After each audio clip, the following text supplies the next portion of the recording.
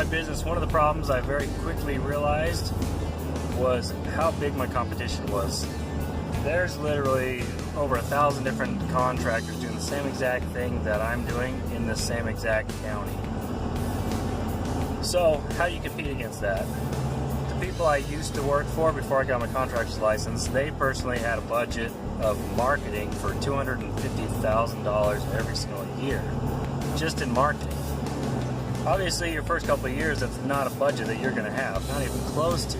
So how do you compete with companies that are much larger than you? I'm going to tell you some of the things I went through, some of the steps I took so that I could make the appearance that I had a company that was much bigger than I actually am.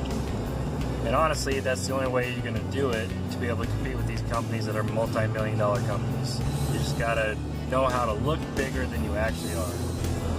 First thing you need to do, and probably the cheapest thing you will do, is go get some business cards. If you don't have a business card, you might as well not have a legitimate company.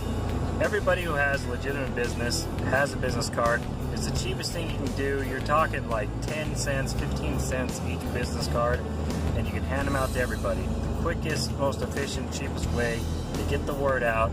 Another step I took is I got a website. That was one of the first things I did after I got my business license, is I got a website.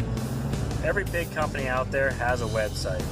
There's a bunch of small companies that get along without having a website, but if you design the website yourself, which is easier than you might think, then there's no reason why you can't have your own website.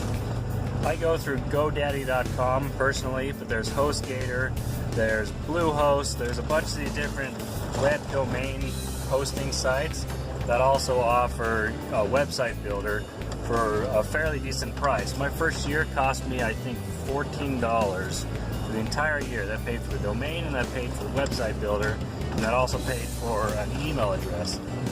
So look into that for sure. One more thing that big companies have that you are not going to have when you first start out is a fleet of vehicles.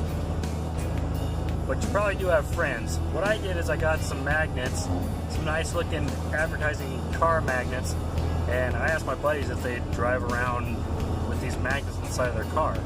And so instead of looking like a one-car operation, I was able to look like I was a five-car operation, which, isn't the biggest thing in the world, but it's a lot better than just driving around with one beat-up old pickup truck that barely runs. Go spend a couple bucks, get yourself a hat and a t-shirt that has your name and logo on it, because all the big companies have their name and logo on stuff. I'm not saying go buy 45 t-shirts and a dozen hats. I'm saying buy one or two nice embroidered hats, and my first load of t-shirts was 4 t-shirts, and I was the only one who wore them because I didn't have anyone else to give these t-shirts. Another thing, when you're going out on bids, don't tell people how much experience your company has. If it's new, they don't want to hear that you've done 3 jobs in the last 6 months, but you were successful at it. They don't care. It doesn't matter how successful you were with these minimal amount of jobs. Tell them what your experience is. Tell them what you can do. Don't tell them what your company hasn't accomplished yet. Probably one of the best moves I made early on, as far as trying to make myself appear like I'm a much bigger company than I really am, is I went and got in touch with a couple other contractors in town that were doing the same similar work that I was doing. And what we did is we joined forces on a few different projects, because they were projects that were bigger than I could do by myself, but they were also projects that were bigger than these other guys could do by themselves. But if we joined 2 or 3 small companies together, we could unite and pull the whole thing off.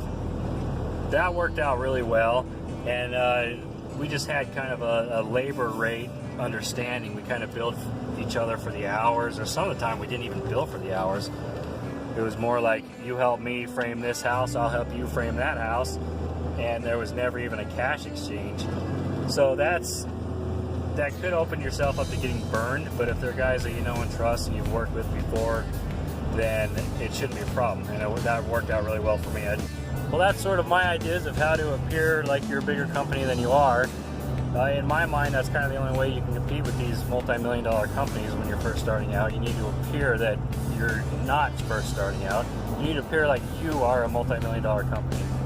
If you have any other ideas about this, feel free to mention this in the comments below, because I'm still learning this stuff. I'm only a year and a half into this.